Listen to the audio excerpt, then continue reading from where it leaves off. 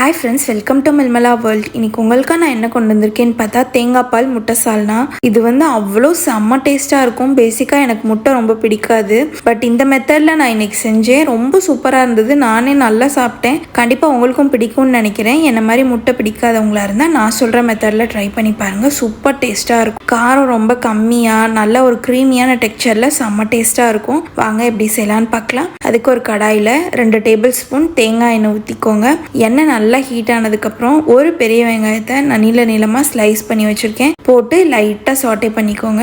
வெங்காயம் ஒரு 50% குக் ஆனதுக்கப்புறம் ஒரு tablespoon ginger garlic paste போட்டு அதையும் லைட்டாக குக் பண்ணிக்கோங்க.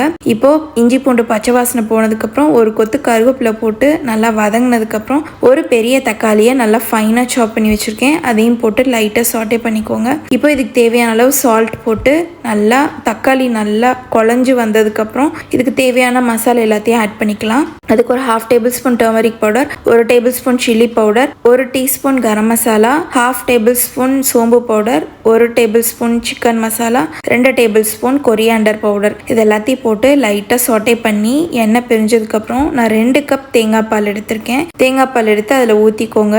நல்லா பரட்டி விட்டு ஸ்டவ்வை சிம்மில் வச்சு ஒரு லெட்டு போட்டு க்ளோஸ் பண்ணி ஒரு 5 to 10 மினிட்ஸ் விட்டிங்கன்னா சூப்பராக வெங்காயம் தக்காளி மசாலா எல்லாம் வதங்கி நல்லா வந்துடும். இப்போ இந்த ஸ்டேஜில் நான் 3 முட்டையை உடச்சி அதில் ஊற்றிக்கிறேன். முட்டை எப்போவுமே உடச்சி ஊற்றும் போது ஒரு பவுலில் போட்டு ஊற்றுங்க. ஏன்னா முட்டை உள்ள என்ன ஸ்டேஜில் இருக்குன்னு நமக்கு தெரியாது வெளியே விசிபிளாக. ஸோ இந்த மாதிரி ட்ரை பண்ணுங்கள். அது மேலே கொஞ்சமாக மிளகு சீரக பொடியும் கொஞ்சமாக சில்லி பவுடரும் போட்டு டிஸ்டர்ப் பண்ணாமல் அப்படியே லிட்டு போட்டு க்ளோஸ் பண்ணி வச்சுருங்க. ஒரு 5 மினிட்ஸ்க்கு அப்புறம் பார்த்தீங்கன்னா சூப்பராக முட்டை வெந்து ரெடியாக இருக்கும். இப்போது ஒரு முட்டையாக நல்லா திருப்பி போட்டு அதையும் லிட்டு போட்டு க்ளோஸ் பண்ணி ஒரு 5 to 10 மினிட்ஸ்க்கு அப்புறம் பார்த்தீங்கன்னா செம்ம டேஸ்டான முட்டை சால்னா ரெடி ஆயிரும். அதுவும் இது தேங்காய் பால் ஊற்றி பண்ணியிருக்கறனால செம்ம டேஸ்ட்டாக இருக்கும். கண்டிப்பாக ட்ரை பண்ணி பாருங்கள். இது இட்லி, தோசை, சப்பாத்தி, பூரி, அப்புறம் இடியாப்பம் இது கூடலாம் சூப்பர் காம்பினேஷனாக இருக்கும். இன்னைக்கு மார்னிங் நான் தோசை கூட சர்வ் பண்ணியிருந்தேன். நீங்கள் எது கூட சர்வ் பண்ண போகிறீங்கன்றதை எனக்கு கமெண்ட் பண்ணுங்கள். செஞ்சு பார்த்துட்டு ரெசிபி எப்படி இருக்குன்றதையும் எனக்கு சொல்லுங்கள். நம்ம சேனல் பிடிச்சிருந்தா சப்ஸ்கிரைப் பண்ணி லைக் பண்ணிக்கோங்க. உங்களை தேடி வீடியோஸ் வந்துட்டே இருக்கும். ஓகே, தேங்க்யூ, பாய்.